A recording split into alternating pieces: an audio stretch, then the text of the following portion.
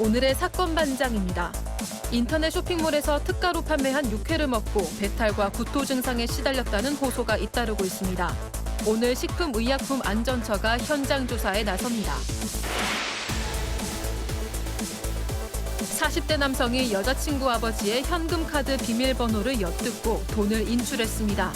남성은 과거에도 다른 사람의 돈과 물건을 훔친 전력이 있었습니다. 뾰로롱! 안녕하십니까. 자, 백성근 변호사님. 네. 지난주에 말이죠. 이 대국민 약속을 하신 거 있지 않습니까? 이거 강제로 시켰잖아요. 예, 2월 말까지 몇 킬로 뺀다? 4kg. 네? 4kg. 그때 2월 말까지 4kg 했어요. 까먹었어요? 4kg. 그거밖에 안 됐나? 2월 말까지 4kg. 아무튼. 네. 자, 그러면 네. 지금 뭐 체중 변화가 있으십니까? 네, 지금 한 2.5kg 정도 빠졌습니다. 우와. 얼마 안 남았어요. 이게 지금 빠지는 네. 거예요? 아니 아까 대기실에서 언빌리버블. 대기실에서도 운동하더라고요. 진짜? 네, 네. 네. 얼마 안 남았습니다. 2월까지는. 뭐 자꾸 쳐다봐요. 저게 빠지는 얼굴이라고요? 예, 알겠습니다. 믿거나 말거나, 예, 진실 추적자 사건 반장 시작합니다.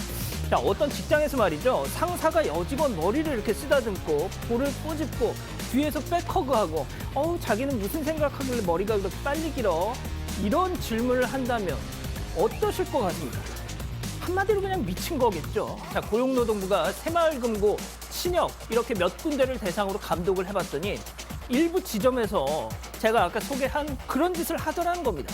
자, 사건 반장에서 앞으로도 농협, 신협, 새마을금고 관련한 사건, 사고들 계속해서 전해드릴 것 같다는 불길한 예감이 들면서 오늘 출연자 소개해 올리죠. 예, 이자연 기자, 백성은 변호사, 예, 박상희 소장, 승재현 형사법무정책 선임연구위원, 그리고 예, 박준혜 수호 선생님 나오셨습니다. 안녕하세요. 안녕하세요.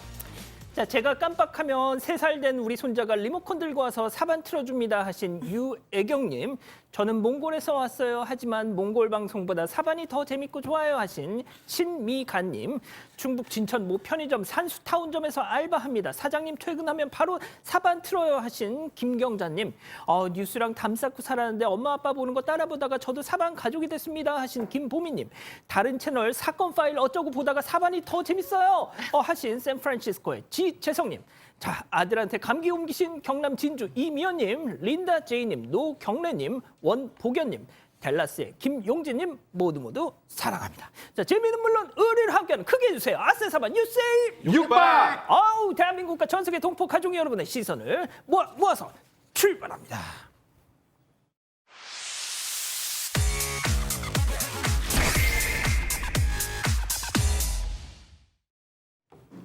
자, 첫 번째 뉴스 가볼까요? 손 잡았지만 추행이 아니다. 자, 지난번에 전해드렸었죠. 이 오징어 게임, 이 깐부 할아버지 너무 무서워 이러다 다 죽어. 이 배우 오영수 씨가 이 강제 추행 혐의로 기소된 사실. 지난주 금요일 이게 첫 공판이 있었다는데 인정했을까요? 네, 인정하지 않았습니다. 지난 3일에 수원지방법원에서 오영수 씨에 대한 첫 공판이 있었는데요. 이 공판에서 상대 측 변호인은 우선 이렇게 주장을 했습니다. 오영수 씨가 지난 2017년 9월 초에 피해 여성에게 당시 한 번 안아보자라면서 이 양팔을 벌려서 강하게 껴안았고, 그리고 오른쪽 볼에 입맞춤을 하는 등 강제추행을 했다. 이런 내용이었습니다. 여기에 대해서 이 오 씨 측 변호인은요, 이 피고인이 2017년 9월에 모 지방에서 연극 공연하기 위해서 찾아갔고, 그 머물던 중에 극단의 여성 단원과 산책 로를 걷고 그 여성이 살던 곳에 찾아간 적은 있다. 하지만 공소 제기된 추행 사실은 없다. 이렇게 얘기를 했습니다. 또 검찰 측에서 제시한 증거에 대해서 부인을 했고요. 공소 사실에 대해서도 이 2가지 범행 내용인데 이게 너무 포괄적이기 때문에 특정되지 않는다라면서 공소 기각까지도 주장을 했습니다. 오 씨는 법정을 나와서도요. 이 오 씨 역시도 강제추행 혐의에 대해서 재차 부인을 했습니다. 이게 5년 전 사건인 만큼 피해자의 증언 아무튼 중요할 것 같습니다. 네, 일단 4월에 이제 2차 공판에는 피해자가 증인으로 나올 것 같습니다. 피해자가 증인으로 나오면 이게 지금 사건이 2017년 9월이면은 거의 6년이 다 돼가는 사건 아니겠습니까? 그러네요. 그렇기 때문에 이 사안에 대한 입증과 관련해서는 통상적으로 피해자 진술의 일관성과 신빙성이 경찰 조사부터 지금까지 쭉 일관되고 있는지 이제 그걸 변호인이 집중적으로 질문을 할 것으로 보이고, 근데 그것보다 또 하나 중요한 게 예. 보통 이렇게 진술만으로 이뤄진 공소사실 같은 경우 제일 중요한 게 만약에 반대쪽에서는 이게 거짓말이다라고 주장을 할 경우에는 예. 그럼 거짓말할 이유가 있어야 되거든요. 아하. 그러니까 피해자가 이렇게 허위 진술을 할 이유, 동기 이런 것들을 이제 어찌 보면 오영수 측에서는 적극적으로 파고들어야 될 상황이 아닌가. 뭐 지금 현 시점에서는 뭐 이게 실제로 이런 일이 있었는지 없었는지 저희가 단언할 수 없는 상황 아니겠습니까? 두 번째 재판에서 피해자가 증인으로 나올 때는 통상적으로 피고인부터 전부 다 퇴정을 합니다. 이제 마주치는 게 꺼려지는 상황이기 그렇죠. 때문에. 그리고 피고인은 바깥에서 보통 이제 이어폰 같은 걸로 진술을 듣거든요. 이제 그 과정에서 오영수 씨가 추가로 질문할 것들이 있는지 이런 것들이 어찌 보면 다음 재판의 중요한 포인트가 될 것 같습니다. 계속 좀 지켜보기로 하죠. 자, 두 번째 뉴스 이어갑니다. 갑자기 돌로 퍽입니다. 자, 길에 서 있던 남성이 갑자기 쓰러진 이후 영상으로 확인해 보시죠. 자, 제주 시내 한복판 왼쪽에 서 있는 남성 주목해서 자, 뒤로 누구 남성이 서서히 걸어오더니 갑자기 뒤로 돌아보자마자 퍽 저렇게 쓰러집니다. 후다닥 도주하는 범인 알고 봤더니 무려 돌멩이로 내려치고 도주를 하는 장면입니다. 자, 이유나 좀 알죠. 무슨 억하심정에 저런 겁니까? 술에 취해서 기억이 나지 않는다고 했습니다. 저게 지난달 31일 자정이 넘은 시간 제주도 제주시청 인근의 도로인데요. 저 남성이 돌멩이로 길거리 공연 관람하던 행인을 폭행을 한 겁니다. 이 가해 남성은 폭행 직후에 달아나서 10시간 만에 제주시내에 있던 한 호텔에서 붙잡혔습니다. 조사 결과 가해 남성은 범행 당일에요. 저 제주시청 인근에서 술을 마셨다고 합니다. 그리고 혼자 길을 걷다가 아무런 이유도 없이 돌멩이를 집어들고 저렇게 폭행을 한 거였습니다. 하지만 그 동기에 대해서는 말씀드렸다시피 술 취해서 기억이 안 난다 이렇게 진술을 했습니다. 이 폭행으로 인해서 피해자는 이 왼쪽 광대뼈가 골절되는 부상을 입고 병원으로 옮겨졌습니다. 자, 영상 다시 한 번만 좀 보여주세요. 예, 자, 승 의원님. 네. 분명 술 취해서 기억이 안 난다고 얘기를 주장을 하고 있지만 네, 자, 네. 보세요. 걸음걸이 비틀거리지 않고 온전히 잘 걸어오다가 저 짓을 합니다. 아니 뭐 제가 봤을 때는 그냥 100% 휘두르잖아요. 휘두르고 난 다음에 내가 어디로 어떻게 도망가는지를 정확히 알고 있는 저 상황에서 술 먹고 기억나지 않는다? 모르겠습니다. 뭐 이건 판사가 결정해야 될 일이지만 단 하나의 이유도 없이 그 핑계는 법원에서 받아들이지 않을 수 있을 것 같습니다. 지금 경찰에서는 범행 전후에 사정을 CCTV로 확인을 했다고 합니다. 그리고 이 경찰 도주할 우려가 있다고 생각이 들어서 경찰은 검찰에게 영장을 신청했고 그 신청을 받은 검찰은 영장을 법원에 청구했습니다. 시청자 여러분, 법원에서 영장 나왔습니다. 나왔다는 것은 그 범행을 저질렀을 때 기억나는 게 아니라 핑계라고 일형 이야기했다고 볼 수 있기 때문에 제가 봤을 때는 엄중하게 처벌해야 되고 특히 묻지마 폭행은 정말 위험한 사회적인 어떤 흉기가 되기 때문에 반드시 처벌해야 된다. 그것도 돌멩이를 들고 어떤 그 흉기를 들고 만약 물건을 들고 했다면 특수 폭행 치상 정도가 되지 않을까 그렇게 생각합니다. 알겠습니다. 정말 끔찍한 사건이었습니다. 세 번째 뉴스 이어가죠. 초대한 적 없는 손님입니다. 자, 이게 또 무슨 일일까요? 영상으로 확인해 보시죠. 자, 아침 8시 인적 드문 골목. 자, 저 여성 뭔가 던졌죠? 뭔가 휙 주머니에서 꺼내더니 휙 던지고 다시 가던 길을 돌아서 갑니다.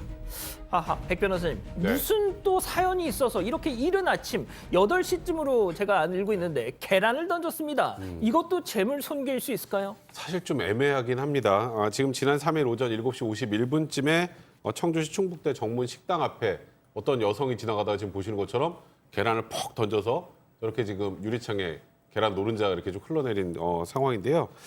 일단 저 음식점이 계란을 이용해서 음식을 만드는 식당이라고 합니다. 그러니까 뭔가 저 음식점하고 억하심정이 좀 있는 사람이 아닐까 추정이 되는데 그러네요. 일단은 뭐 유리창이 좀 더러워지긴 했는데요. 저걸 가지고 재물 손괴를 의뢰할 수 있을까는 조금 의구심이 듭니다. 일단 유리창이 깨지거나 뭐 저기 감정적으로 사용을 못할 정도의 수준은 아니기 때문에 그러니까 저 유리창을 이제 닦으면 이제 해결이 되는 거 아니겠습니까? 그다음에 이제 저럴 때 드는 뭐 청소비나 이런 것들을 민사적으로 청구하는 걸 몰라도 저게 사실 손괴죄가 되긴 좀 어려울 것 같고요. 예. 만약에 저걸 사람을 향해 던졌다면 얘기가 좀 다르겠습니다만 지금 현 시점에서는 좀 애매한 건 사실입니다. 형사적으로 입건하는 것이. 그렇군요. 알겠습니다. 자, 또 다른 영상 이어서 보시죠.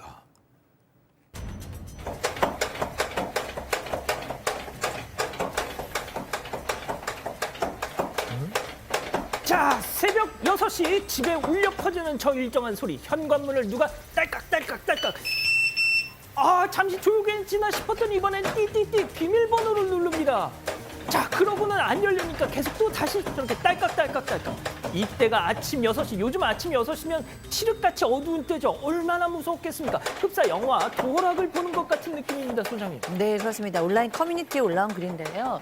작성자는 6시에 30분이나 저렇게 누군가가 문을 열고 들어오려고 한 거죠. 그러다 안 되면 또 막 소리를 지르고 막 쾅쾅쾅쾅 하고 이러니까 나가볼 수도 없고 그냥 기다릴 수도 없어서 막 소리를 질렀대요. 누구냐고 가라고. 그런데도 가지 않고 30분 동안 똑같이 하니까 안 되겠다 싶어서 이제 경찰에 신고를 했습니다.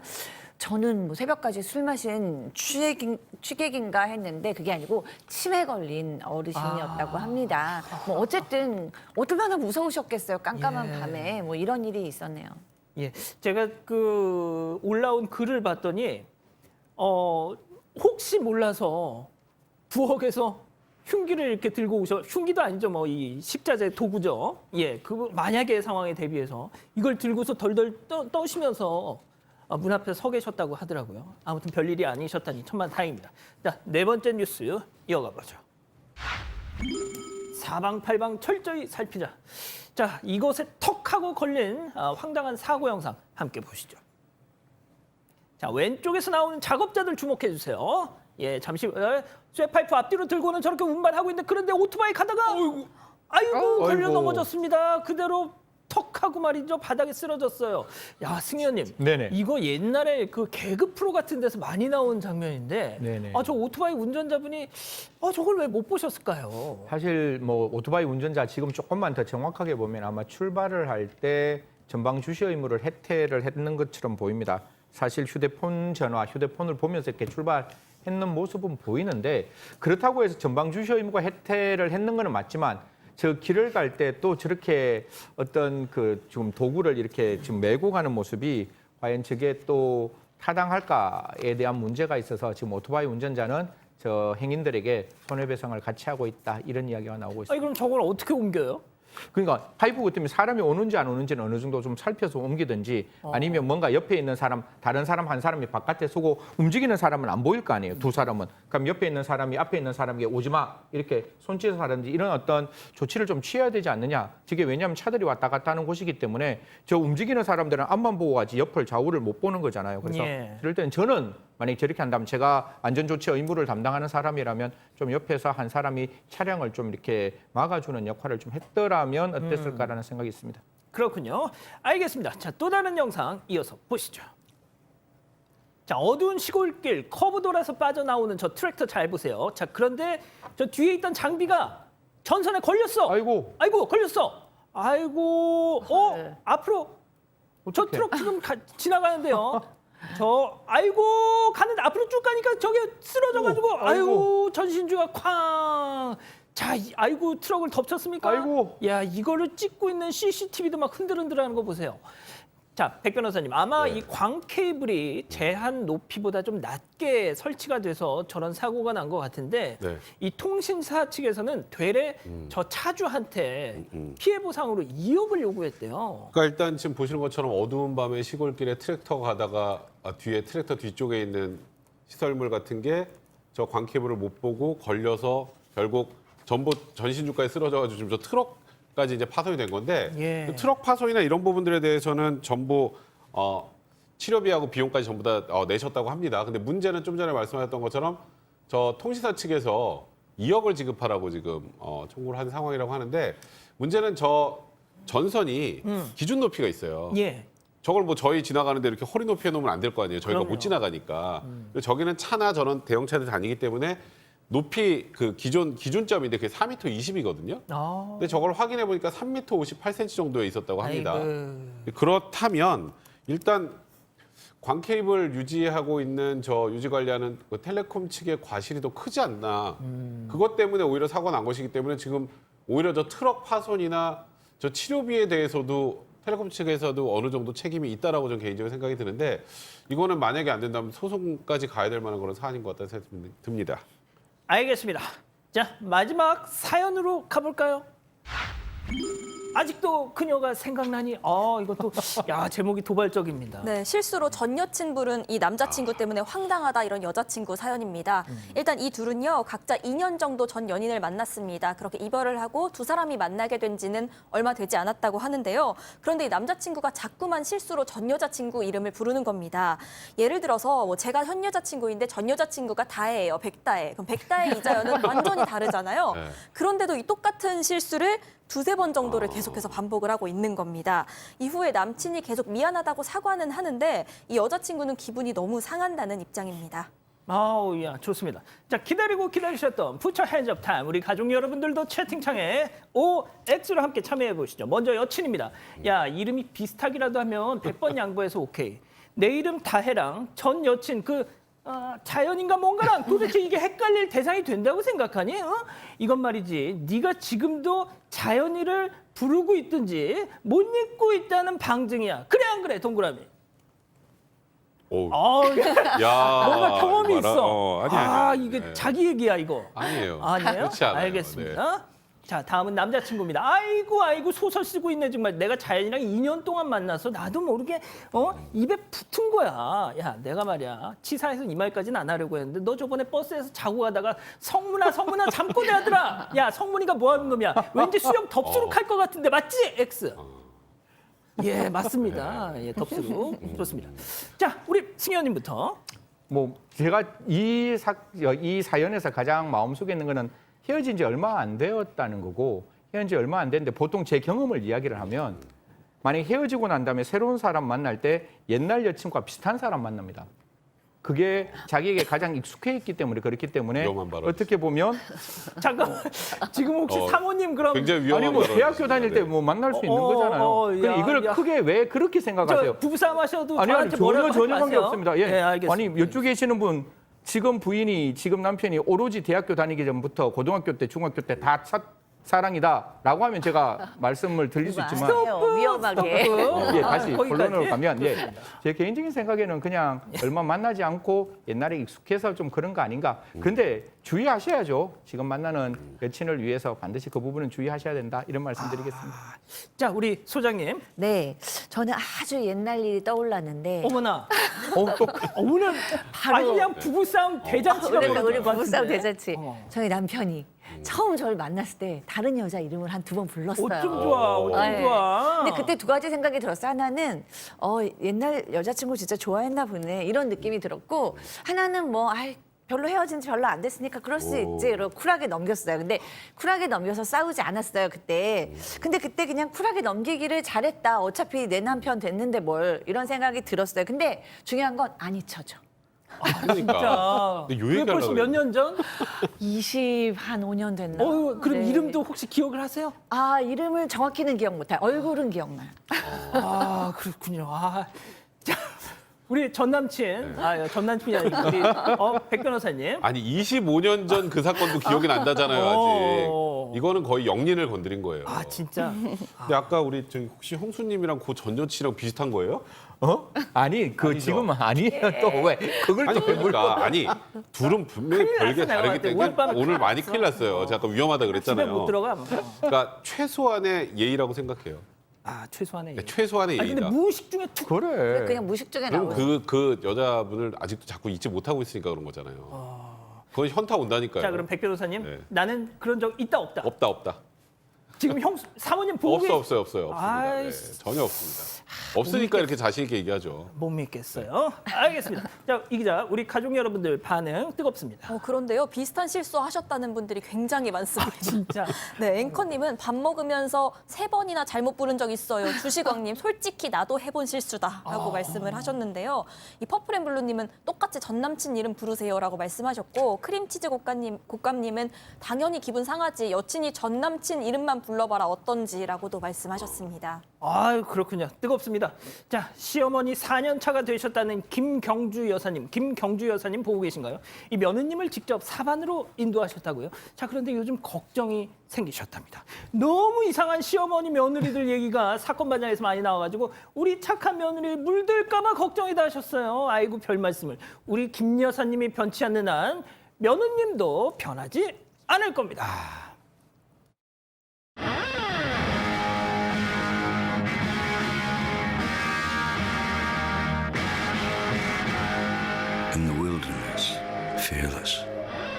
Human.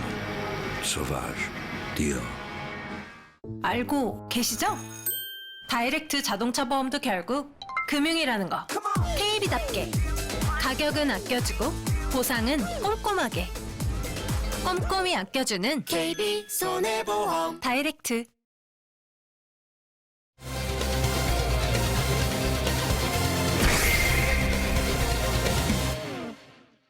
인터넷 쇼핑몰에서 특가로 판매한 육회를 먹고 배탈과 구토 증상에 시달렸다는 호소가 잇따르고 있습니다. 오늘 식품의약품안전처가 현장 조사에 나섭니다. 어떻게 된 일인지 알아봅니다. 자, 지금 이 사건 아주 난리가 났습니다. 온라인에서 특가로 판매되는 육회를 시켜서 먹고 정말 너무 많은 분들이 식중독에 걸려서 지금 고통을 호소하고 계신다는데, 자, 일단 사건 개요부터 정리하고 가죠. 네, 온라인으로 파는 육회를 먹고요. 최소 이 수십 명이 식중독 증상을 호소를 하고 있습니다. 이 어제부터 온라인 커뮤니티 등에서요. 이 최근 인터넷 쇼핑몰에서 주문한 육회를 먹은 뒤에 설사와 구토, 복통 등에 시달렸다 이런 게시글과 댓글이 여러 건 올라오고 있습니다. 이 공통적인 부분이 있는데 육회를 먹고 다음 날부터 온 가족이 사흘간 설사에 시달렸다, 오한이 심해서 응급실까지 다녀왔다 이렇게 비슷한 피해를 호소합니다. 이 해당 제품은요. 특가 상품 소개하는 이른바 핫딜 게시판에 지난달 6일 소개가 됐습니다.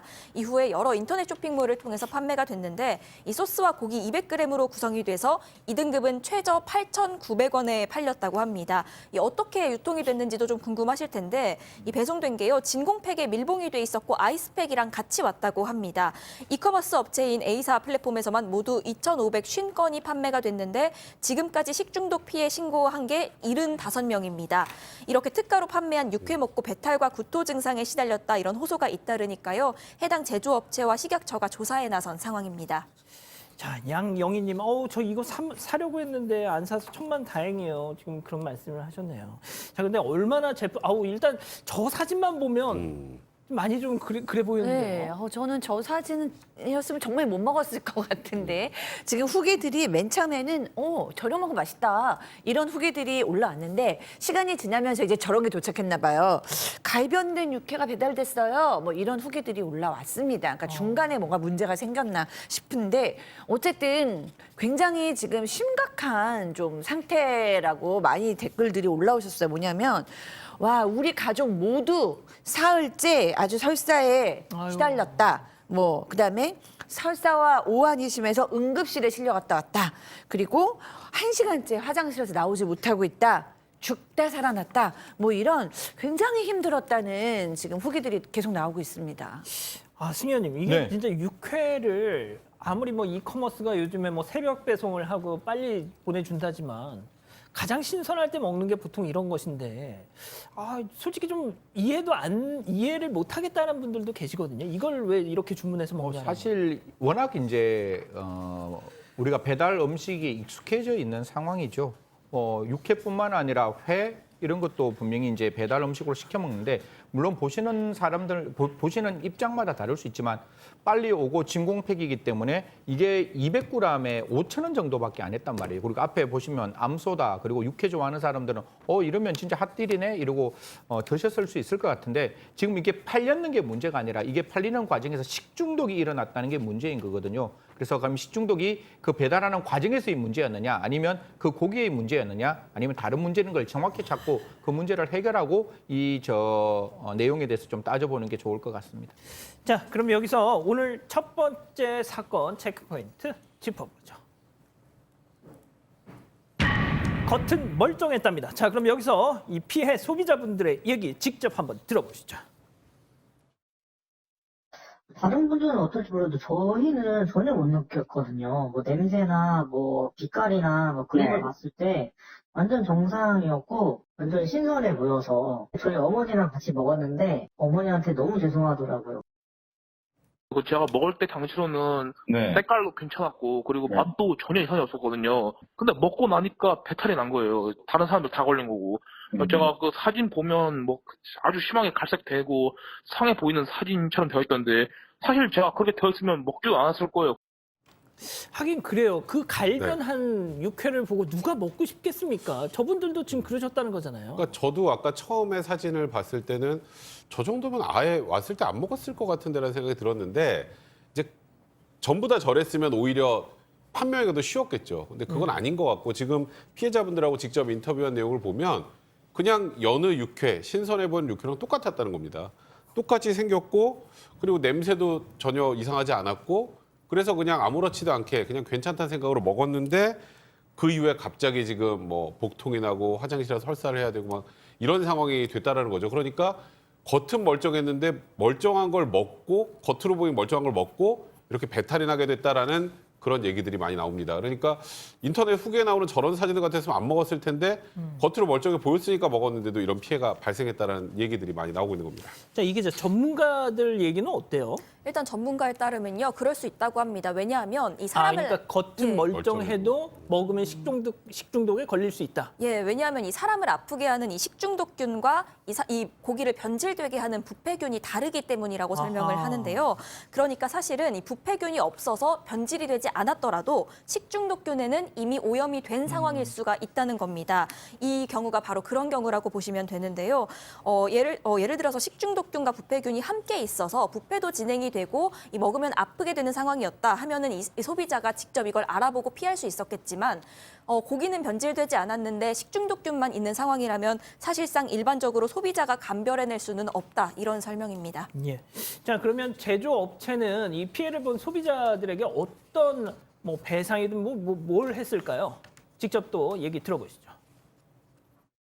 업체는 얘기했는데 그 업체가 식중독이 없다고 하는데 육회랑 식중독이랑 이거 소비자 입장에서 어떻게 증명을 해야 될지 모르겠는데 누가 봐도 좀 이 육회 때문에 식중독 이런 게 맞잖아요. 아, 물건값은 환불해 주겠다 해가지고 물건값 환불을 받았어요. 근데 그게 끝이에요. 못 먹은 음식을 팔았으면은 좀 경각심을 갖고 제대로 대응해 줬으면 한다는 생각이 들어요. 아니 지금 식중독 걸려서 막 그 설사도 하고 그런다는데 그냥 환불하고 끝이에요?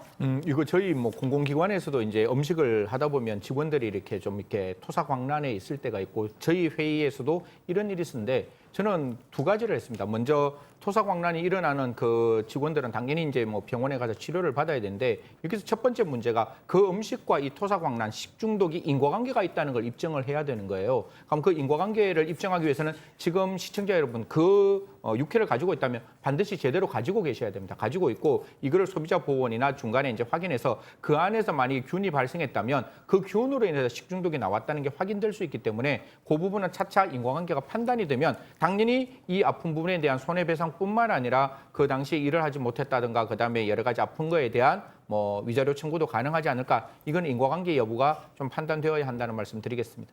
예. 자, 백 변호사님, 식약처가 가만히 있지 않았죠? 네, 식약처는 지금 이게 이렇게 뭐 거의 온 국민적으로 난리가 난 상황이기 때문에 일단 제조업체에 대한 현장 조사에 나서서 위생 점검, 뭐 관련 제품 회수에 나선 상황입니다. 일단 여기에서 어떤 결과가 나오는지가 굉장히 중요할 것 같아요. 일단 아직까지는 현장 조사 결과가 나오지 않은 상황이라고 하는데 뭐 미생물 배양을 통해서 관련 제품에 실제로 이상이 있는지 없는지 이런 부분들을 면밀히 파악한다고 하고요. 이제 여기서 이제 뭔가 관리나 이런 것들이 잘못돼서 위생이나 이런 것들에 문제가 생겨서 이런 일들이 발생한 것이라면 단순히 환불로 끝날 수 없고요. 조금 전에 말씀하셨던 것처럼 그로 인해서 발생한 손해들, 그러니까 치료비나 기타 내가 그것 때문에 일을 하지 못했다는 뭐 일실 손해나 이런 것들까지 배상이 이어질 가능성도 배제할 수 없습니다. 야, 요즘같이 추운 날에도 이런 또 식중독 사고가 있네요. 알겠습니다. 자, 이렇게 정리하고요. 두 번째 사건 이어갑니다.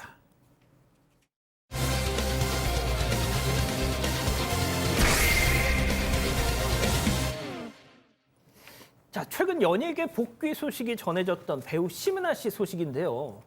정말 황당했습니다. 은퇴 22년 만에 컴백이다 해가지고 막 도하 언론에 막 나오고 했는데 이게 사기극이었다는 거예요. 네, 맞습니다. 일단 이 복귀설부터 좀 전해드리면요. 지난 1일에 이 심은하 씨의 복귀설이 제기가 되면서 상당히 화제가 일었습니다.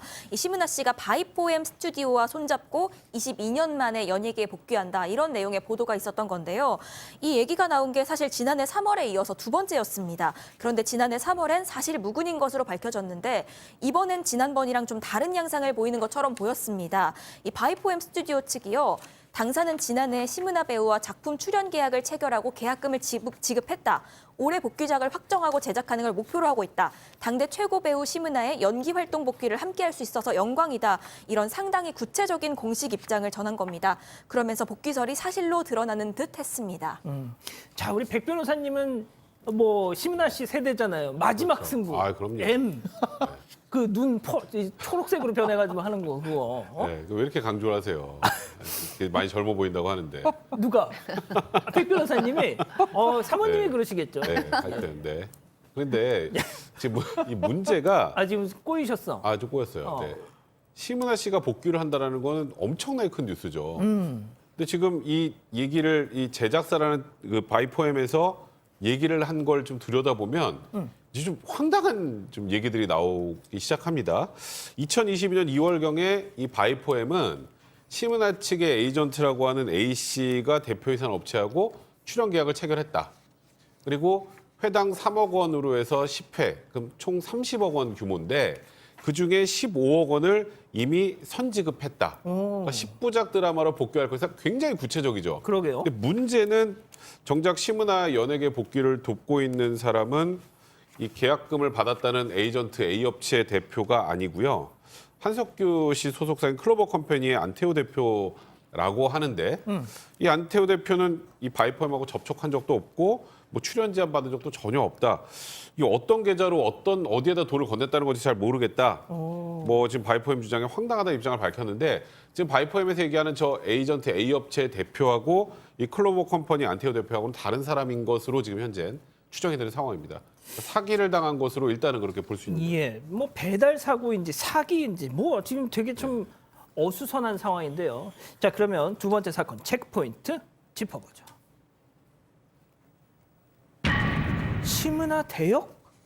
그러니까 중간에 심은하 씨의 어떤 대역을 써서 가로채기를 했다 뭐 이런 건가요? 뭐 이게 어떻게 보면 좀 계속 확인이 되어야 되는 부분인데 지금 언론에 나와 있는 이야기를 좀 종합해서 말씀드리면 방금 백 변호사님 말씀 잘 주셨는데 이제 에이전트 A 쪽에서 이야기를 하는 거죠. 나 심은하 씨하고 분명히 내가 대리인이고 그 대리인이니까 내가 문제가 없다라고 하면서 그 심은하 씨의 도장이라고 A 에이전트가 줬다는 거예요. 도장, 그다음에 서류, 문자 메시지, 이런 걸 다 줬는데 그게 다 허위인 것으로 확인했다. 여기까지는 다 이제 나와 있는데 여기서 한 발자국 더 나갑니다. 그러면 직접 안 왔으니까 확인하고 싶잖아요. 그래서 이제 기본적으로 있는 바이포엠에서 전화 좀 걸어봐. 그러면 심은하 씨하고 내가 좀 통화를 할 테니까 좀 들어서 이런 내용 진짜인지 좀 확인 좀 할래라고 하니까 그 A 에이전트, 그 A사에서 그러면 전화 바꿔드릴게요라고 해서 심은하 씨 번호로 전화를 받아서 안녕하세요라고 이야기하는 그 사람도 심은하 씨가 아니었다는 거예요. 세상에. 그러니까 전화를 해서 만약에 뭐 양앵커 이런 거 양앵커 목소리가 들릴 거 아니에요. 그게 양앵커가 아닌 다른 사람이었고 그러면 그 바이포엠에서는 아니 그래도 심은하 씨하고 마지막 사인 좀 해야 되니까 좀 심은하 씨 좀 이 자리에 데리고 오세요. 이 정도까지 뭐 위임 받았으면 오는 거 문제 없는 거 아니에요. 이러니까 하나 더 문자를 만드는데 이 문자가 어떻게 보면 소설아치게 놀랄 일인데 심은하 씨가 아프다는 걸 했고 그 아프다는 것 때문에 원칙대로 병원 예약 문자까지 보냈다라고 이야기를 하는 거니까요. 제가 봤을 때는 뭐 중간 가로채기보다는 그냥 작정하고 한 사기일 수도 있다 이런 생각을 지울 수가 없습니다. 근데 15억 원을 건네는 그런 뭐 계약을 체결하는데 전화 통화 그것도 실제 뭐 대면 미팅도 않고 전화 통화만으로 이렇게 15억을 송금했다는 게 좀 이해가 선뜻 안 가는데요. 네, 그래서 사실 일각에서는 이 심은하 씨가 그동안 소속사 없이 활동을 해왔고 지금도 소속사가 없기 때문에 이런 사기극에 계속 휘말리는 것 같다 이런 평가를 좀 하기도 합니다. 또 이 의심을 못한 이유에 대해서요, 이 바이포엠 스튜디오 측이 밝힌 내용이 있습니다. 일단 당시 내부 절차에 따라서 평판 조회를 다 했다는 겁니다. 그리고 애초에 A 씨를 소개한 사람도 유명한 연예 기획 제작자였고 A 씨 자신도 여러 유명 엔터테인먼트 대표를 했고 그렇다 보니까 결과적으로는 사기극으로 밝혀졌지만 큰 의심을 하지 못했다 이렇게 밝혔는데요. 그러면서 이 바이포엠 스튜디오 측은 이 심은하 배우 씨에게 사과를 전했고 또 향후 A 씨에 대해서 엄중한 법적 책임을 묻겠다 이렇게 밝혔습니다. 자, 어떻게 보면 이 상황에서 제일 황당한 거는 소장님 심은하 씨 네. 측일 거 아니에요? 네, 그렇죠. 심은하 씨 측은 사실이 아니라고 바로 부인을 했고요. 바로 다음 날 명예훼손 혐의로 바이퍼엠 스튜디오를 고발을 했습니다. 그리고 또 이 내용을 제보받은 뒤에 사실관계를 확인하지 않고 보도한 스포츠신문 기자도 고발했습니다. 그리고 이제 심은하 씨 남편이 전 국회의원인 지상욱 씨인 거 이제 많이 알려져 있잖아요. 그 지상욱 씨가 밝히기를 심은하는 한 번도 뭐 작품 출연에 대해서 의논한 적도 없고 계약한 적은 더더구나 없고 통화도 한 적 없고 만난 적도 없다라고 얘기를 하고요. 어떤 자에게도 대행을 의뢰하거나 위임한 적이 없다라고 얘기를 했어요. 좀 더 나아가서 강경하게 지금 입장을 밝히는 것이 악의적 범법 행위를 하는 사람들이 있는 것 같다. 그러니까 심은하의 이름으로 투자를 유치한 것 같다는 뉘앙스의 이야기도 했습니다. 그렇군요. 알겠습니다. 뭐 일단 해프닝으로 끝난 것 같습니다. 두 번째 사건 일단 이렇게 정리하고요. 세 번째 사건 이어갑니다.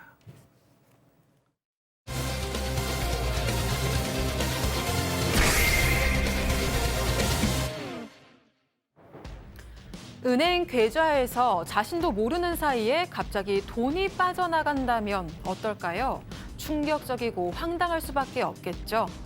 지난해 7월 한 남성에게 이런 일이 벌어졌습니다. 세 차례에 걸쳐 돈이 인출되는데요. 돈을 인출한 사람의 정체 때문에 남성의 가족은 또 한 번 놀라고 맙니다.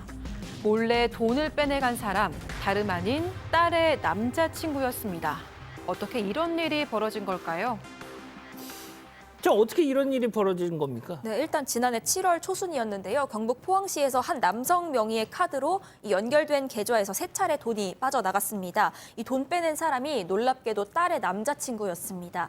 이 딸의 남자친구는 40대 남성인데요. 이 40대 남성이 지난 7월 초순에 이 여자친구 아버지 명의의 은행 현금 카드로 이걸 인출기에 집어넣고 인출 금액 3만 원 그리고 비밀번호를 입력해서 3만 원을 인출을 합니다. 또 같은 날 이어서요. 현금 1만 원을 추가로 인출을 했습니다. 또 보름 정도 지난 뒤에는 또 똑같은 방법으로 3만 원을 추가 인출했습니다. 그렇게 인출한 금액이요. 총 7만 원입니다.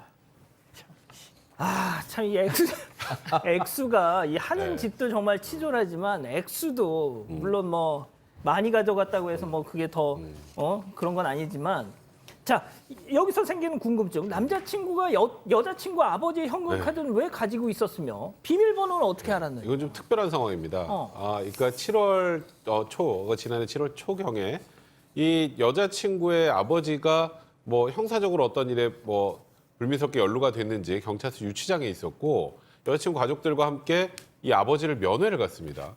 면회를 가는 과정에서 이 아버지가 이제 본인 그 부인에게 지금 요 현금 그 관리하고 이런 것들을 해야 되니까 요 안에 내 지금 현금 카드 들어 있으니까 요거 그 비밀번호를 알려줄 테니까 이런 거에서 좀 집안 그 재무 관리를 좀 해달라 나 대신 해달라 이렇게 부탁을 하는 걸 옆에서 엿듣고 비밀번호를 외웠습니다. 근데 이제 비밀번호를 외운다고 해서 또 저 카드를 가지고 가서 인출한 것도 다른 문제잖아요. 그렇죠. 근데 이 사입자 남성이 여자친구 가족들의 집에서 여자친구와 함께 살고 있습니다. 이 사연도 제가 정확하게는 알 수 없습니다만. 그래서 이제 바구니에 이제 그 보관했던 그 여자친구 아버지 명의의 이 현금 카드를 본인이 들고 나와서 7월 초에 그 면회할 때 들었던 그 비밀번호를 외워서 저렇게 범행을 저지른 겁니다. 야, 진짜 이 7만 원을 훔치려고 했다는 게 이거는 그러니까 되게 그 여자친구네 집안 입장에서도 전 진짜 한심한 놈이다 막 이랬을 것 같아요. 그러니까요. 찌질하다 이런 표현 방송에서 써도 되는지 모르겠는데. 그렇죠. 7만 원, 40대에 7만 원 한 번에 훔친 것도 아니고 3만 원, 3만 원, 1만 원 이렇게 훔쳤어요. 그것도 여자친구 집에서 살고 있는데 게다가 그 아버님께서 지금 경찰서 유치장에 가 있으면 그 집이 지금 긴급 상황이란 얘기잖아요. 그때 들은 비밀번호를 알아서 3만 원, 3만 원, 1만 원, 10대도 아니고 이런 행동을 했는데 여기서 끝도 아니고 그 집에는 이제 바구니에 그 현금 카드도 두고 아버님께서 지금 유치장에 계시니까 휴대폰을 못 쓸 거 아니에요. 그러니까 휴대폰을 그 바구니에다 둔 거예요. 그것도 한 125만 원 정도 되는 상당의 휴대폰인데 훔쳐가지고 나갔다고 합니다. 자, 이 재판을 받았습니다. 이 40대 남자친구. 이게 처음이 아니었을 것 같으시죠? 역시나 그랬습니다. 체크포인트 짚어보죠. 상습 절도범이었어요, 승현. 네. 사실 뭐 아까 7만 원 갖고 저희들이 이런 이야기를 했는데 제가 시청자분께 이런 이야기하면 더 혀를 두르실 건데 지난해 7월 말부터 8월 중순까지 안동시에 있는 아파트 주차장을 돌면서 문이 잠기지 않는 자동차에서 절도를 시작하는데 약 15회 정도 하는데 동전 아시죠? 동전을 훔쳤는데 3,000원 정도에 대한 동전을 훔치고 지갑에 있던 현금 25,000원 그리고 33만 원 상당의 상품권 미화 500달러 그다음에 지갑 4개, 신용카드 1개를 훔쳤는데 이것뿐만 아니라 아파트 현관에 놓인 택배 상자도 절도를 하는데요. 아이고. 한 3만 원대 브랜드가 있는 가방, 3만 원대 보온병이 들어있는 택배 상자 2개도 가로챘다라고 합니다.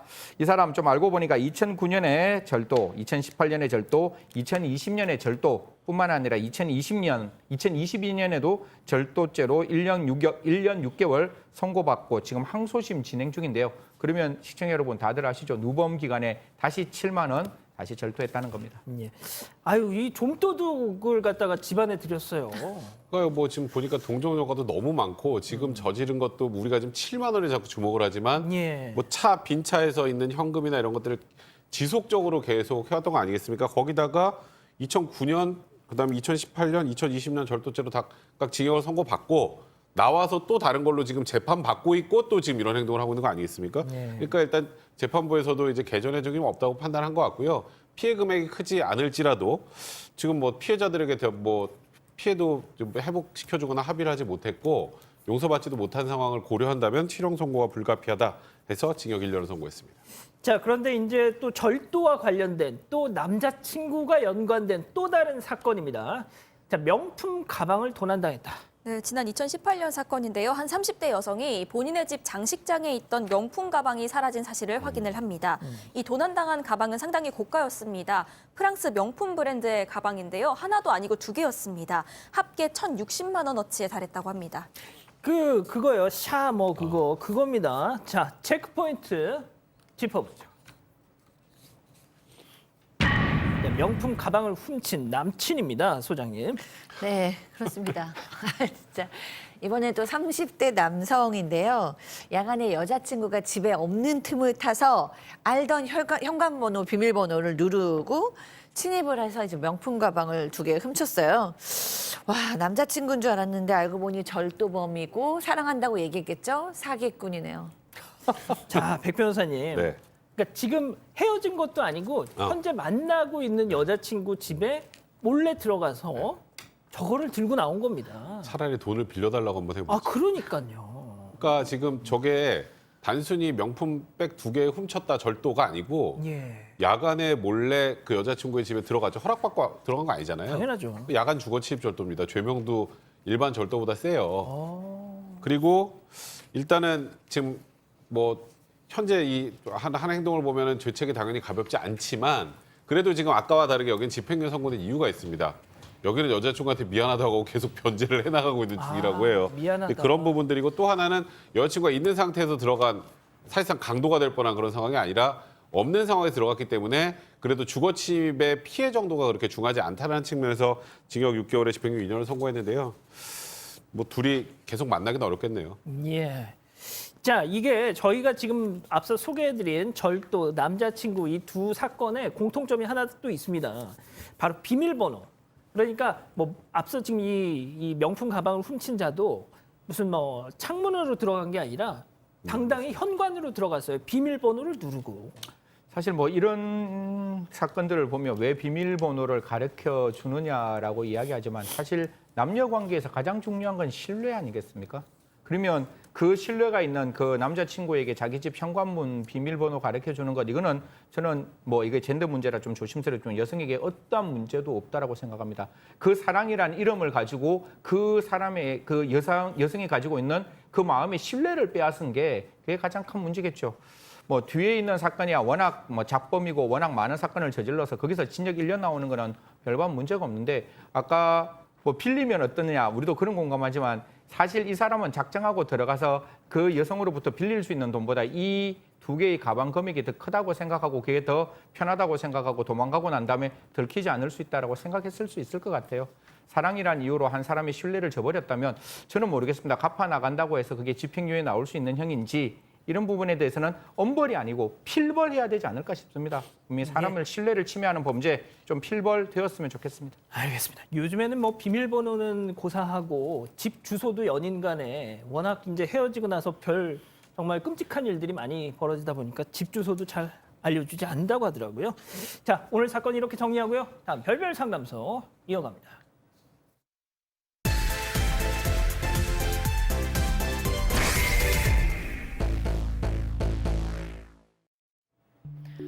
우연히 만난 남성과 사랑에 빠진 40대 박 씨. 이들은 곧 깊은 관계로 빠졌지만 오래 갈 것 같던 사랑은 얼마 지나지 않아 식어버렸고 곧 이별을 맞이했습니다.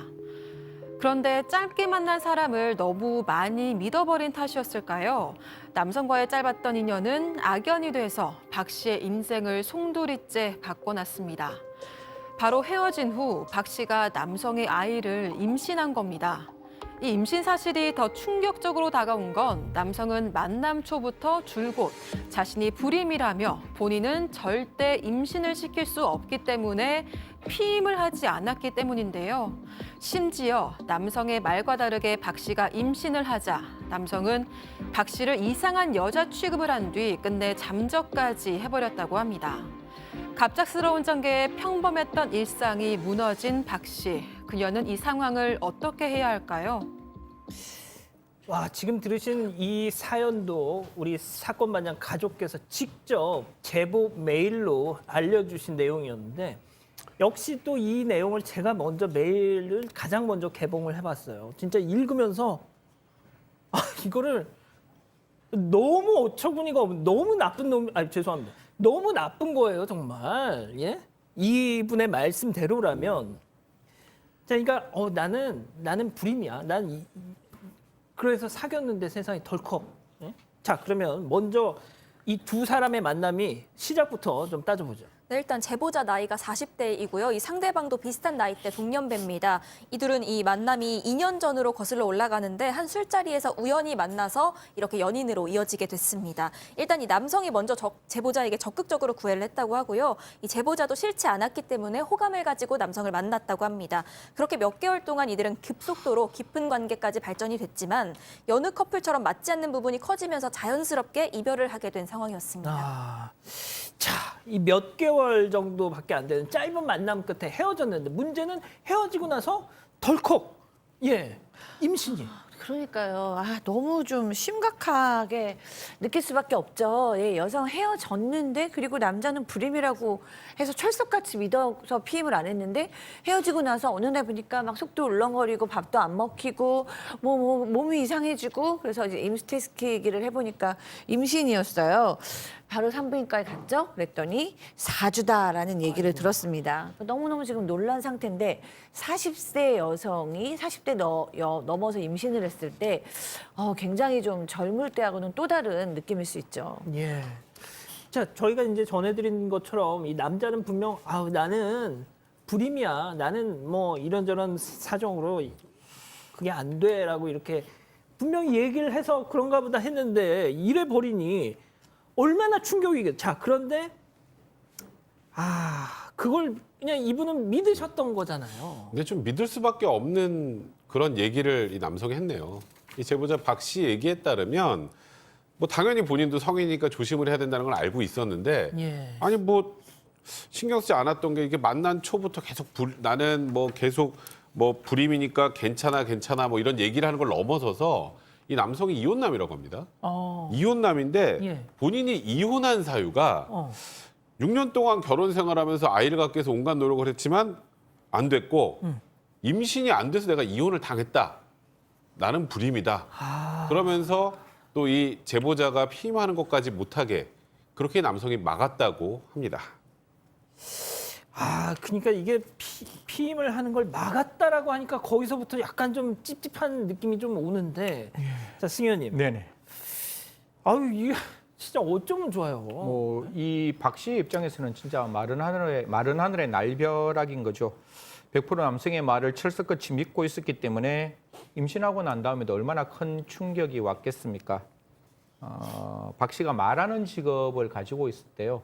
그런데 이러한 충격 때문에 대상 표진이 오면서 안면이 마비됐는데 지금 수태를 하고 있는 거잖아요. 임신 중이기 때문에 예. 이런 상황에서는 약을 먹을 수도 없고 어떠한 치료를 할 수도 없는 상황이라서 사실상 한 달 정도 고생했다라고 합니다. 제가 이 사연자분의 메일을 받아보고서 지금 뭐 들으신 것처럼 말씀을 하시는 직업을 갖고 계신데 이런 충격 때문에 지금 안면마비, 실어증, 대상포진, 막 아이를 갖고 있는 입장에서 왕창 이게 막 몰려온 거예요, 지금 상황이. 그래서 저도 참 너무 안타까웠는데, 그러면은 그 남자한테 가서 야야야야 이 테스트기 보여주면서 병원도 갔다 오셨을 테니까 야 이거 어떻게 할 거야 라고 따지셔야지 그럼. 네, 근데 이분도 일단 그렇게 가기까지 굉장히 좀 고민을 많이 하셨던 것 같습니다. 왜냐하면 이미 헤어진 후였잖아요. 그래서 이 제보자인 박 씨도 어떻게 할까 혼자 끙끙 앓았다고 합니다. 그래도 이 남성이 아버지인데 아빠인데 임신 사실은 알아야겠다라는 생각이 들어서 그렇죠. 이 털어놓아야 된다라고 생각이 들어서 이 남성에게 임신 사실을 결국 알렸습니다. 예. 그런데 돌아온 답변이 너무 황당했던 겁니다. 임신을 했다고 얘기하니까요, 이 남성이 나는 불임인데 무슨 헛소리냐. 어디 가서 다른 남자 아이 임신해놓고 나한테 책임지라고 하는 거 아니냐. 이렇게 나온 겁니다. 그래도 뭐 짧은 시간이었지만 그래도 한때는 사랑을 했던 사이였고 근데 이제 와서 야 너 어디 뭐 나한테 뒤집어 씌우려고 이딴 소리를 하면 어떡합니까 이거. 그러니까요. 이거는 진짜 설사 본인이 나는 불임이라 임신 불가능한데? 라고 진짜 그렇게 의구심이 들어도 본인 아이가 맞는지 확인하는 절차를 최소한 당연하죠. 거쳐야 되는 거가 기본이죠. 당연하죠. 근데 여기서 딱 얘기 나오는 게 좀 이상한 여자 취급을 하면서 그 애가 낸 거 어떻게 증명해? 그거 본인이 증명하면 됩니다. 저기 유전자 검사 해가지고. 그렇죠. 어렵지 않습니다. 이제 그러면서 이제 약간 이상한 여자 취급하면서 입에 담지 못할 말들을 계속 쏟아내니까 이 제보자 같은 경우는 처음에는 원래 그냥 일단 사실은 알려야 되는 거 아니겠어요? 예. 최소한 아이 아빠라는 사람한테 사실을 알리고 그다음에 뭐 본인이 그냥 키울 생각도 그렇게 계속 하고 있었는데 이제 이렇게 자꾸 이상한 사람 취급하고 본인이 결국 아까 피임도 하지 말라 그래서 그랬던 거 아니겠습니까? 책임은 분명히 있는데 이렇게 계속 이렇게 나오니까 너무 억울한 마음도 들었고 그래서 이 남성에게도 책임을 물어야겠다 이런 생각을 하게 됐다고 합니다. 신현님 어쨌든 뭐 생명을 잉태한 건데 성인이고 둘 다 아이들도 아니고 말이죠. 둘이 뭐가 됐든 생명에 대한 책임은 져야 되는 거 아닙니까? 그렇죠. 그 부분에 대해서는 저는 분명히 명확히 책임을 져야 한다라는 생각을 가지고 있는데 또 여성이 가지고 있는 전인격적인 결정권, 다른 말로 임신 중지를 할 수 있는 그 의사도 존중은 분명히 받아야 되겠죠. 그래서 제일 처음에 이 박 씨와 남성은 임신 중지를 결정하기로 했답니다. 그래서 병원에 찾아갔어요. 병원에 찾아가서 확인해 보니까 정말 임신이었고 그 임신 때문에 이제 임신 중지를 하기 위해서 남성과 이야기를 하는 중 남성이 이런 얘기합니다. 나 바빠서 못 올 테니까 수술비 내가 계좌 이체해 줄 테니까 네가 알아서 해라라고 호련히 떠나버립니다. 이 박 씨 집에 돌아오는 길 내내에 그 뱃속에 있는 아이의 심장 소리를 들을 수밖에 없었고 그게 종일 생각났다라고 합니다. 그래서 박 씨 결국 아이를 출생하기로 결정했습니다. 소장님 그래서 네. 혼자 아이를 낳았어요? 네, 아니면, 낳았어요. 낳았어요? 네, 아이를 낳고 이제 막상 아이를 낳고 보니까 너무 예쁜 거예요. 그래서 100일쯤 되고 나니까 아이를 볼 때마다 너무 미안한 거예요. 이 아이는 아빠 없이 살아가는 거잖아요. 그래서 이제 그래도 나는 이 남자가 싫지만 아이 아빠한테 얘기는 해줘야겠다. 아이가 생겼다고. 그래서 이제 연락을 했어요. 아이를 낳았다. 그랬더니 그때부터 뭐라고 얘기하냐면 무슨 얘기를 하는 거냐. 나는 성불구자인데 네가 나한테 사기치는 거 아니냐. 도리어 내가 피해자다. 너 고소하겠다. 그러면서 또 이상한 말도 해요. 또 그렇게 얘기했다가 네가 낳아놓고 이제 와서 나보고 어쩌라는 거냐. 또 막 이래요. 왔다 갔다 하는데 저는 정말 좀 이해 안 되는 부분이 하나 있어요. 왜냐하면 이렇게 적으로 이렇게 뭐가 문제가 있어가지고 아이를 못 낳았던 그런 난임이 있었던 남성들이 아이를 갖게 됐는데 이렇게까지 아이를 거부하는 경우를 전 본 적이 없거든요. 너무너무 그 아이에 대한 집착이 도리어 생겨요. 내가 정말 갖고 싶었는데도 못 가졌던 아이기 때문에. 그래서 아내가 싫더라도 그 아이에 대해서는 도리어 굉장히 내 아들이라는 것을 강조하는데 이 남자는 기본적으로 이 얘기가 진짜일까? 라는 의심 저는 좀 합니다. 자, 우리 가족 여러분들이 채팅창에 여기까지 딱 야 이제 아이도 낳았으니까 유전자 검사하면 되겠네. 지금 다들 그러세요. 네, 그래서 이 박 씨도요, 남성이 이렇게 뻔뻔하게 나오니까 유전자 검사 해보자, 당신 아이인지 당연하죠. 확인해보자 이렇게 요구를 했습니다. 어. 그런데 이 남성이요, 번호 바꾸고 잠적했습니다.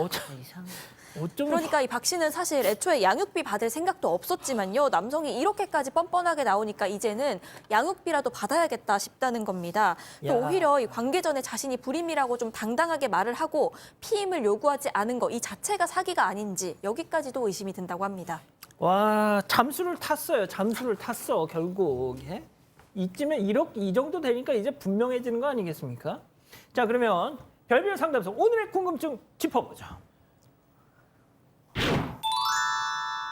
불임이라던 남자의 아이를 낳았는데, 자, 이걸 알려주자 잠적을 했습니다. 자, 승현님. 네. 어떻게 해요, 진짜? 찾아야죠. 아, 뭐, 그렇죠. 예, 찾는데 여기서 중요한 게 이제 아이가 그 남성의 아이인 게 확실하면 두 가지가 있습니다. 이 여성은 그 아이를 키울 때 양육비 청구를 남자에게 할 수 있습니다. 그런데 이게 남자의 아이인지를 확인 안 되면 이 양육비 청구가 어려울 수 있어요. 두 번째, 그 태어나면 핏줄이기 때문에 상속받을 수 있습니다. 이 남자가 나중에 그냥 이거 제 생각이에요. 나중에 어떠한 상황에서 얼마만큼 돈을 벌건 그 돈 번 만큼 이 아이가 상속받아야 하지 않을까요? 그런 점을 생각한다면 인지청구권이라는 게 있습니다. 민법에 인지청구권을 행사하기 위해서 여러 가지 법률적으로 마련되어 있는 규정들이 있으니까요. 그 규정에 따라서 남편에게 인지청구권 하기 위해서 소장 제기하면 그 소장에 따라서 여러 가지 주소라든가 잠적하더라도 찾을 수 있는 방법이 있으니까요. 우리 백성문 변호사님한테 연락을 하시던 주위의 변호사분들에 연락하시면 이 두 가지를 위해서도 반드시 인지청구하시고 그 남편의 아이라는 거 확인 받으시고 예. 나중에 양육비와 상속 이런 것들 받으시면 좋겠다는 말씀드리겠습니다. 예, 강미숙님, 이 사람 아무래도 유부남 같다. 그리고 이정자님, 이 얼굴 공개 수배해야 된다. 지금 뭐 별 말씀을 다 하시고 계세요. 그러니까 지금 문제는 지금 말씀하셨던 것처럼 뭔가 의구심이 드는 건 사실이에요. 이 남성이 지금 이 아이를 같이 키울 수 없는 환경, 조금 전에 말했던 것처럼 유부남일 개연성도 배제할 수 없는 거고요. 그건 모르죠, 지금. 그러니까 이럴 때 제일 중요한 건 조금 전에 승 의원님 말씀하셨던 것처럼 이 남자를 찾는 방법을 검토를 해야죠. 지금 전화번호 바꾸고 잠적을 했다고 하는데 일단 기본적인 정보, 기초적인 정보를 가지고 소장을 내고 주소 보정이나 이런 것들은 여러 가지 방법이 있습니다. 확인할 수 있는 방법이. 예. 그걸 통해서 이 남성을 찾아야죠. 어. 찾아서 아빠가 맞는지 아닌지 확인도 해야 될 거고 예. 그다음에 양육비도 청구를 해야 되는 거고요. 근데 이제 뭐 어떤 분들 이거 가지고 이거 이 정도면 사기죄 아니냐? 근데 사기죄는 안 됩니다. 진짜요? 그러니까 지금 이 제보자 이 박 씨에게 이 남성이 뭐 이런 걸 관련해서 이제 돈을 요구했다. 돈을 받아간 적이 있다. 이러면 이제 형법상 사기가 되죠. 그거는 이제 돈이 플러스가 돼야 이제 형법상 사기가 되는 거고 예전 죄명으로 한번 생각해 볼 수 있는 거 혼인빙자 간음죄 같은 거 생각해 볼 수 있는데 혼인빙자 간음죄는 이제 위헌 판결 받아서 없어졌죠. 그러니까 일단은 현재까지 이 남성을 형사 책임을 물을 방법은 없는 상황인 것 같습니다. 자, 소장님. 소장님 좀 이 사안 관련해서 좀 정리 좀 해주세요. 네, 저는 끝까지 지금 궁금한 게 이 남자가 뭐였을까? 그러니까 본인은 진짜 자신이 불임이라고 생각을 하고 있는 건지 아니면 아까 얘기하신 것처럼 뭐 유부남 혹은 사기꾼이라서 굉장히 교활하고 뭔가 창의적이라고 얘기해야 되나요? 상상도 잘 못하겠는 방법으로 이 여성을 농락한 건지 좀 궁금하지만 결정적으로 어쨌든 남편으로도 아이 아빠로도 자격은 없는 사람 같아요. 그래서 이 여성이 어쨌든 남편이 없이 아이를 키우는 게 쉽지는 않겠지만 그래도 많은 한부모 가정에 있는 아이들도 건강하게 잘 자라고요. 여성도 아이만 있으면서도 너무나 행복하다라는 분들도 많으세요. 그러니까 좀 힘들긴 하겠지만 이제는 아이랑 같이 행복하게 사시는 생각만 하셔야 될 것 같고요. 어떻게든지 이 사람을 찾아내서 양육비는 꼭 받으셨으면 좋겠다 생각합니다. 또 이 남성이 그런 얘기 하잖아요. 나는 낳지 말라 그랬잖아. 네가 낳았잖아. 근데 무슨 양육비야. 그래도 내야 됩니다. 그래도 내야 그건 된다. 상관없습니다. 찾아서 뜯어내야죠. 그렇죠. 당연하죠. 받아내야죠. 일단 친자 관계가 확인되면 당연히 양육의 의무가 있는 거고요. 그럼요. 그거는 이제 한쪽에서 아이를 양육할 때 당연히 상대방은 양육비를 지급해야 되는 거니까 조금 전에 박소영 말씀하셨던 것처럼 뭐 형법상 죄로 단죄할 수 있는 방법은 제가 보기에 아직까지는 없습니다만 뭐 지금 뭐 예를 들어서 뭐 간통죄가 있는 것도 아니고요. 혼인빙자 간음죄가 있는 것도 아니고 금전적으로 뭔가 이 여성에게 뭘 돈을 갈취한 게 아니라면 사기죄도 인정 안 되기 때문에 형사적으로 죄를 물을 수는 없습니다만 이 아이에 대한 책임만큼은 반드시 물어야겠죠. 예, 양육비는 꼭 받아야 된다. 자, 우리 가족 여러분들 반응 좀 소개해 주세요. 네, 일단 스노우님은요. 저러고 낳은 아이가 나중에 크게 잘 되면 내가 네 아빠다 하고 나타날 것 같다라고 말씀하셨고요. 현민맘님은 저 남자 행실을 보니까 빚 안 남기면 다행일 것 같아요라고 하셨고, 이영민님 사기꾼이 잠적한 건데 무슨 양육비며 인지청구며 썩은 호박에 이빨도 안 들어갈 소리다라고 말씀을 하셨습니다. 또 반배님은요. 이 남자가 다른 여자한테 또 사기치기 전에 정말 공개 수배해야 합니다 말씀하셨습니다. 그렇군요. 알겠습니다. 자, 별별 상담소 이렇게 정리하고요. 글로벌 픽 이어갑니다.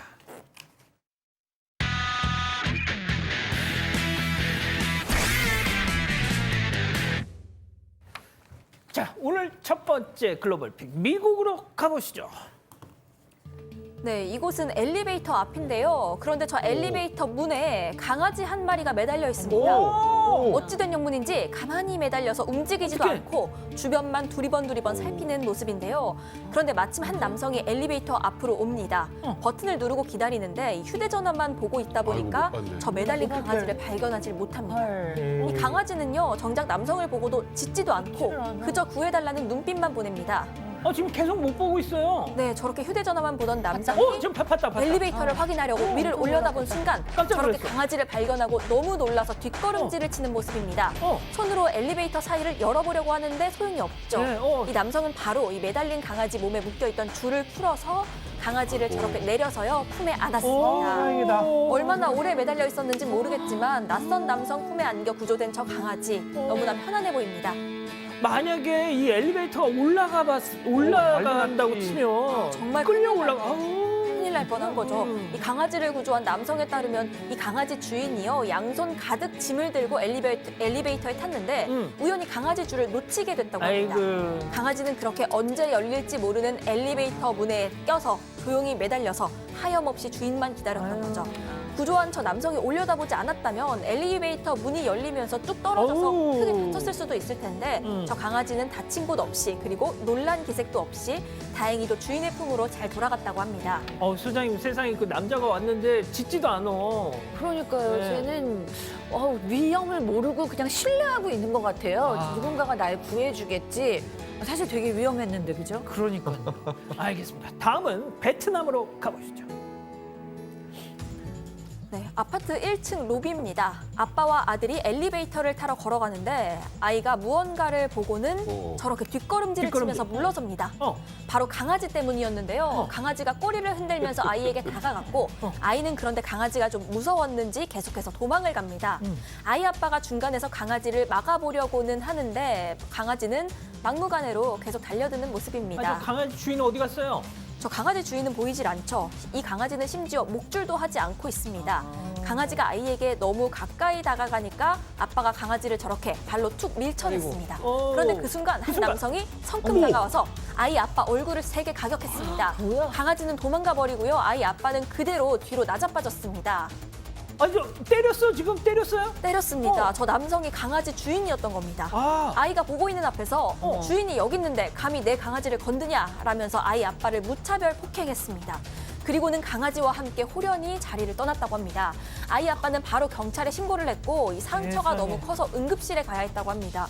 왼쪽 얼굴이 새빨갛게 피로 물든 모습인데요. 아이고야. 얼마나 심하게 때렸으면 어금니도 부러지고 눈꺼풀이 찢어져서 5바늘이나 어떡해. 꿰매야 했다고 합니다. 저희가 이게 피 자국이 있어서 일부러 저렇게 약간 회색으로 저렇게 했는데 아니 그럼 진작에 좀 빨리 와서 그냥 자기 강아지 챙겨 갔어야죠. 그러니까요. 그런데 강아지 주인의 이후 태도가 더 화가 납니다. 잠시 택배 가지러 간 거라서 강아지 목줄을 하지 않은 거고 아이고. 아이에게 다가간 건 애정의 표시였다. 이렇게 얘기를 했습니다. 그건 자기 생각이지. 그렇죠. 이를 접한 누리꾼들은 본인이 강아지를 관리 못해놓고 왜 적반하장이냐며 분노했습니다. 견주는 뒤늦게야 본인 잘못을 인정하고 용서를 구했는데요.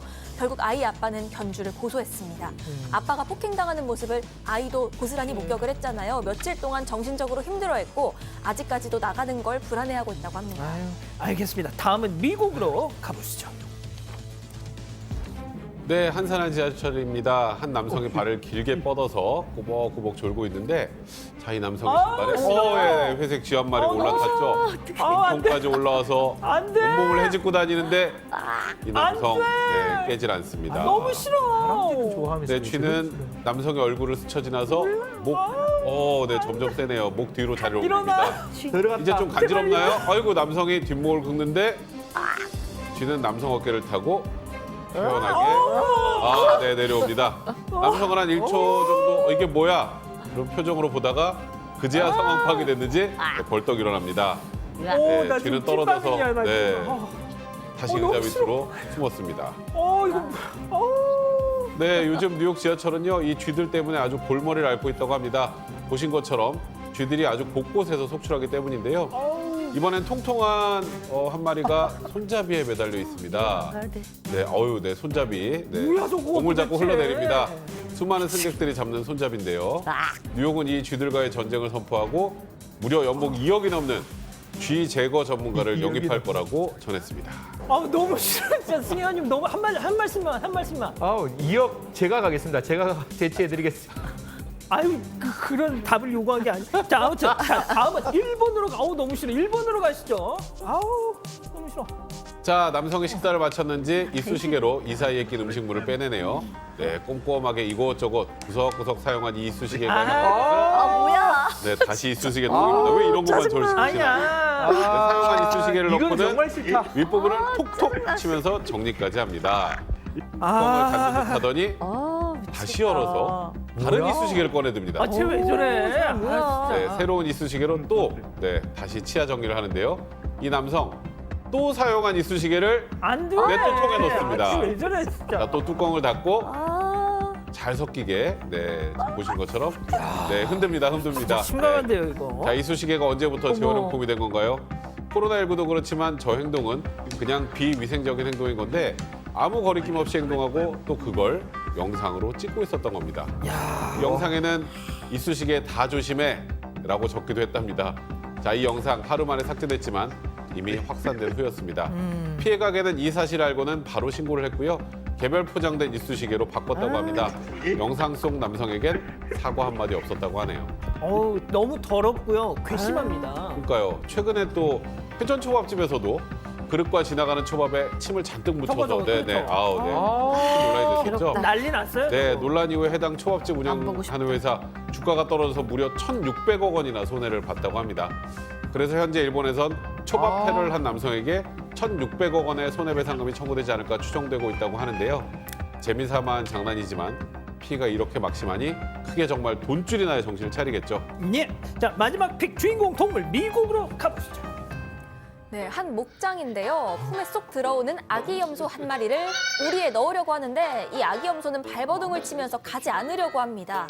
절대 들어갈 수 없다면서 아주 앙칼지게 소리까지 지릅니다. 목장 주인은요, 난처해하면서 앞에 있던 아내한테 어떻게 해야 하냐고 물어봅니다. 아기 염소의 눈빛, 절대 꺾이지 않을 거란 눈빛이네요. 진짜 들어가기 싫은가 봐요. 우리에 다시 넣으려고 하니까 더 크게 소리치는 아기 염소. 이번엔 아예 우리 속으로 들이밀어보는데 데시벨이 올라갔어요. 예, 들이밀어보는데요. 밀었어. 다시 저렇게 진짜 싫다. 홀짝 뛰어나오는 모습입니다. 목장 주인이 밤 동안만 어미랑 따로 재우기 위해서 저 우리에 넣으려고 한 건데 저 조그만 아기 염소가 자기 주장을 아주 확실하게 내세웁니다. 어미 품을 떠나기 싫은 거군요. 네, 자식 이기는 부모 없다죠. 결국 아기 염소가 승리했습니다. 소파에 훌쩍 올라가서 쿠션들 속에 포근히 자리를 잡는 모습입니다. 역시 귀여운 건 쉽게 이길 수가 없습니다. 이 영상을 본 누리꾼들은 귀여운 아기 염소가 싫다면 싫은 거다 라면서 아기 염소 편을 들었다고 합니다. 알겠습니다. 예. 자, 사랑하는 사건 반장 가족 여러분, 따뜻한 밤 보내시고요. 저희는 내일도 별이 6개 반, 4반, 6반 저녁 6시 반에 다시 오죠. 자나깨나 코로나 조심. 안녕히 계십시오.